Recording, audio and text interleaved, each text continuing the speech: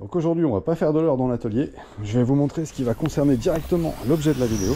J'ai un tas de palettes ici qui a servi dans la rénovation d'une toiture de carport, et plutôt que de les jeter, je voulais impliquer mon loulou dans une vidéo de fauteuil en bois. Donc on va vous montrer un petit peu comment on fait du démontage de la palette jusqu'au résultat final.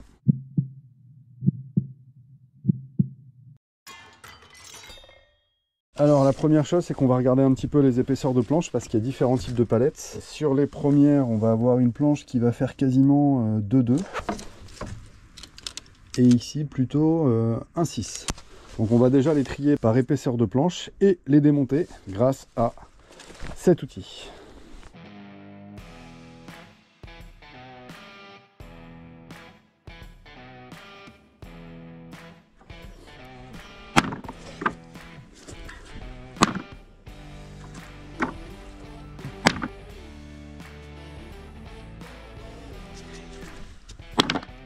Et d'une.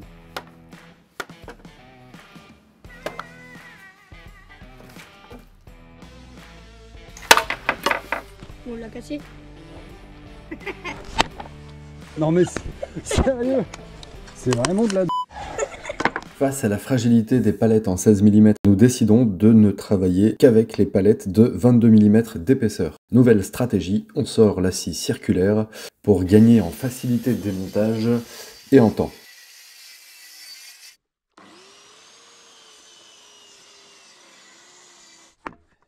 De cette manière, nous allons récupérer des planchettes d'environ 1 mètre de long, soit 9 unités par palette. Dernière étape de cette fin d'après-midi, retirer tous les clous restants.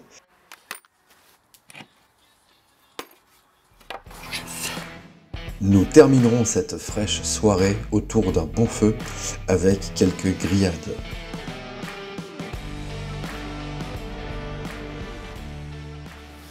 Donc le lendemain, nous reprenons les hostilités en commençant par un pré-ponçage, histoire d'avoir un rendu du bois très sympa et d'enlever le plus gros des échardes.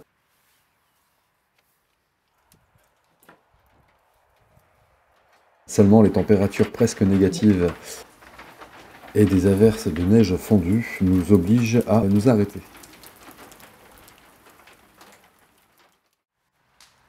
Le lendemain, la pluie verglacée a laissé place à un joli manteau de neige.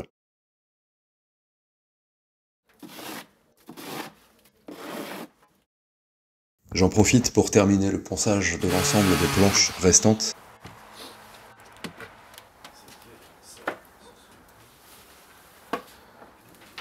Et aussi de récupérer quelques éléments bois plus imposants en termes de taille qu'il me reste grâce aux travaux de rénovation donc de la toiture sous laquelle nous avions réalisé un platelage.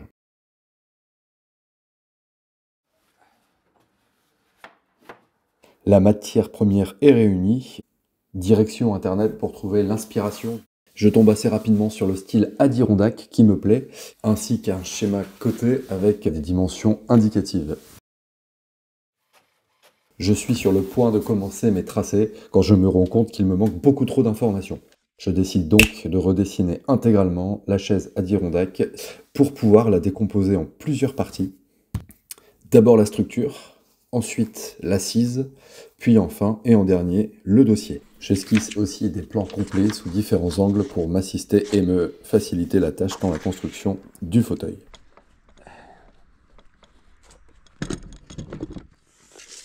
Je commence d'abord par tracer les formes simples et droites que je débite assez rapidement.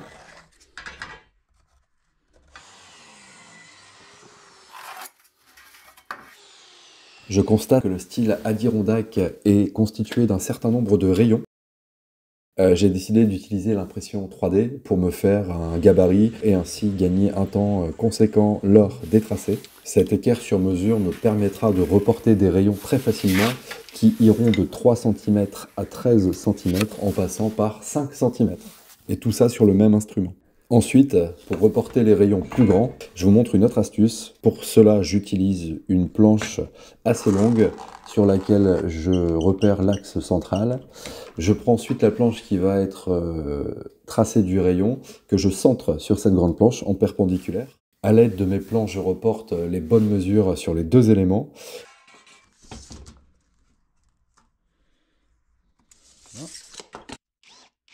Et je vais ainsi pouvoir tracer mon rayon grâce à une vis, un fil de pêche et un crayon de bois pour reproduire un compas géant.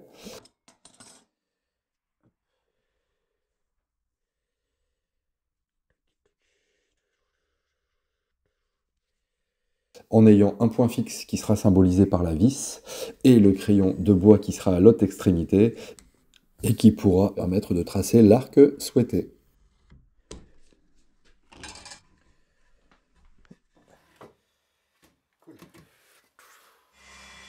Les délignages se poursuivent et les découpes vont passer aux éléments les plus techniques avec les grands rayons et les angles arrondis.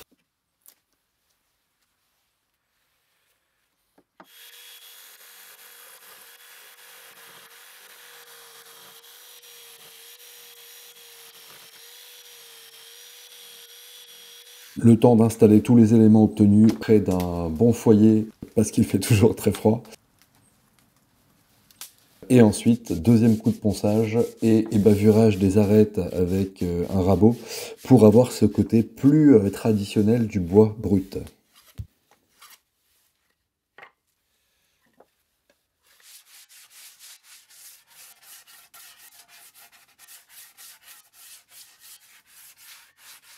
Tous les éléments de la chaise sont enfin prêts, nous allons pouvoir passer à l'assemblage. Nous attaquons la première partie qui est la structure de la chaise.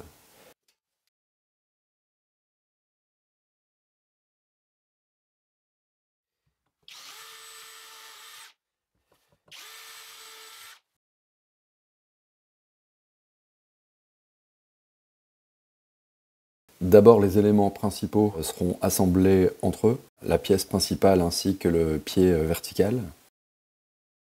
J'identifie ensuite le positionnement des renforts intermédiaires, à l'avant, à l'arrière. Pour pouvoir fixer ces renforts, je dois démonter et remonter les pieds verticaux.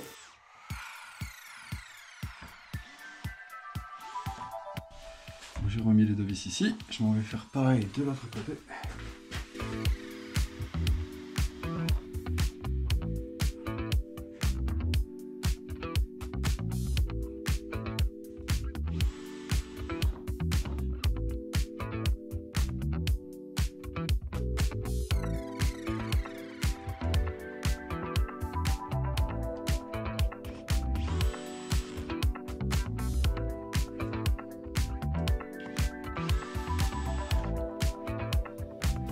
Juste après, j'attaque les renforts d'accoudoir, donc à la fois la partie horizontale et aussi la partie verticale, pour avoir quelque chose de très solide. Je viens boulonner et écrouer les deux accoudoirs ensemble grâce à la pièce arrière.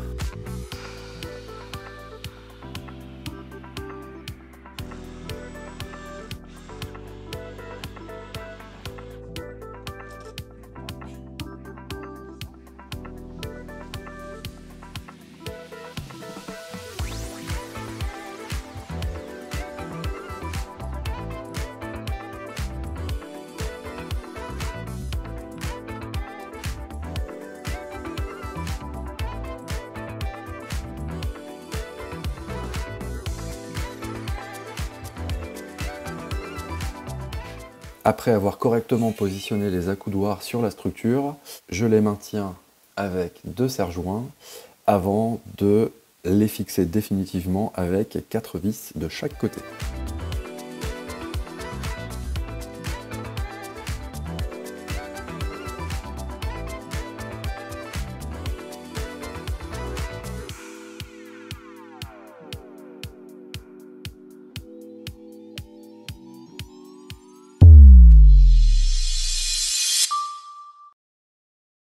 Nous attaquons ensuite la partie dossier. Je prends le soin de placer correctement les 5 lames qui vont être collées sur la partie basse et légèrement écartées en partie haute.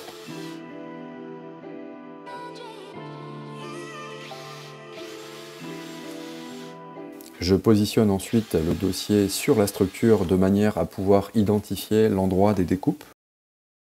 J'en aurai deux à prévoir de chaque côté, celle en partie basse et aussi celle au niveau des accoudoirs.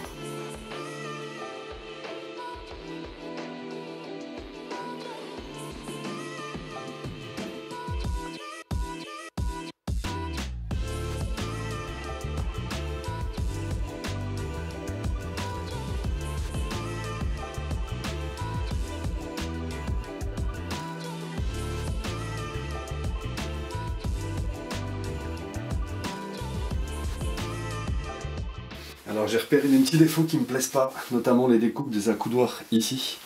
Et aussi le galbe à l'arrière sur la partie intermédiaire des accoudoirs qui est assez éloigné du dossier, donc c'est une pièce que je vais également refaire.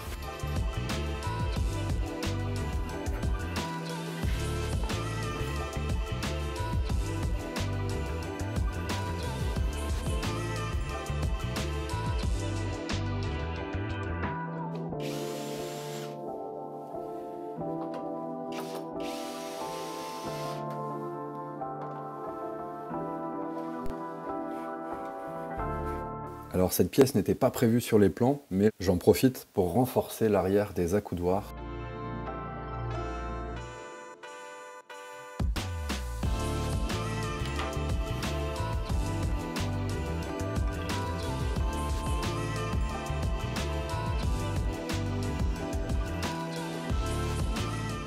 Je vous montre aussi les derniers ajustements du dossier que j'ai fait hors caméra pour permettre vraiment un positionnement correct des planches d'extrémité. Plutôt que des découpes hasardeuses au niveau du dossier, j'ai opté pour une très grande courbe de chaque côté qui va du coup très bien avec le style Adirondack du fauteuil.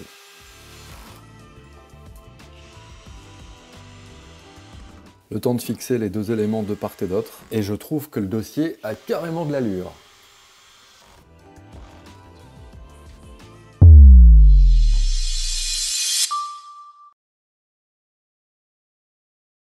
Alors, petite parenthèse au niveau des pieds principaux, j'ai mis en début de vidéo 2 vis de chaque côté, et pour assurer un renfort supplémentaire, je prends le temps d'enlever ces 2 vis et de les remplacer par du boulon plus écrou, qui plus est couleur laiton pour le style.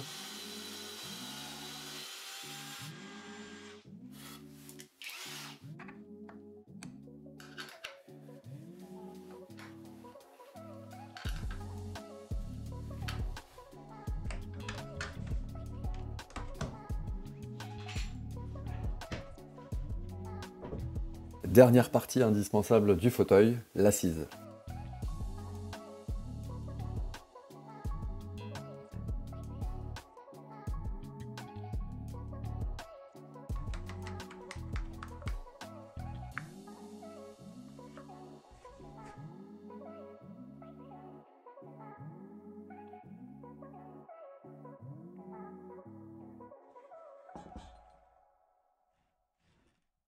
Après un repérage sur chaque extrémité de chaque planche et après avoir pré-percé, nous entamons le positionnement de chaque planchette. Les 3 éléments qui constituent l'arrondi de l'assise vont être bord à bord.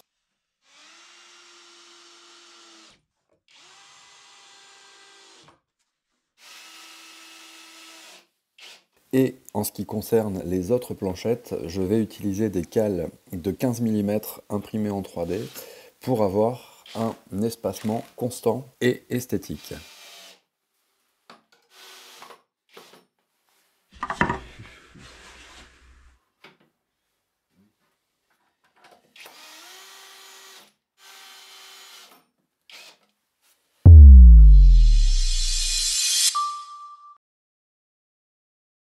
L'assemblage du fauteuil touche à sa fin, mais je profite de la pièce que j'ai dû refaire par rapport à l'arrondi du dossier pour créer un renfort à l'arrière du fauteuil.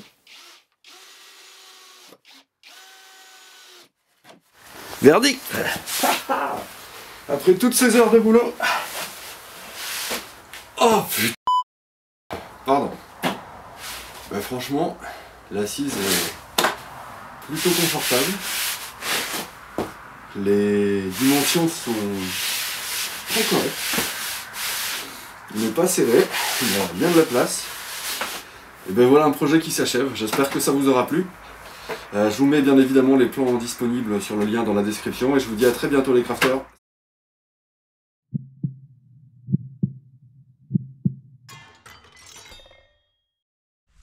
vous êtes encore là. Regardez ce que j'ai trouvé. Il reste un truc à faire.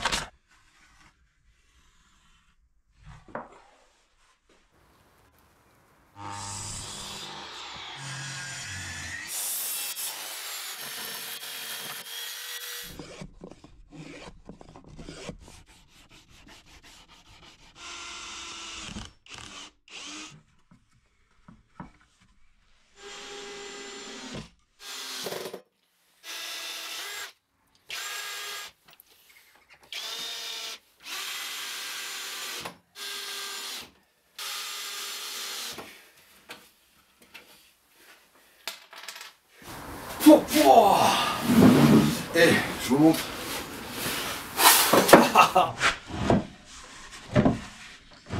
Ça fait beaucoup de travail pour un petit objet, mais esthétiquement ça donne un petit coup de moderne au fauteuil et ça permet vraiment de bien s'allonger. Donc cette fois on teste la version def. Oh mais ouais, on est bon. Je peux dire que là c'est terminé.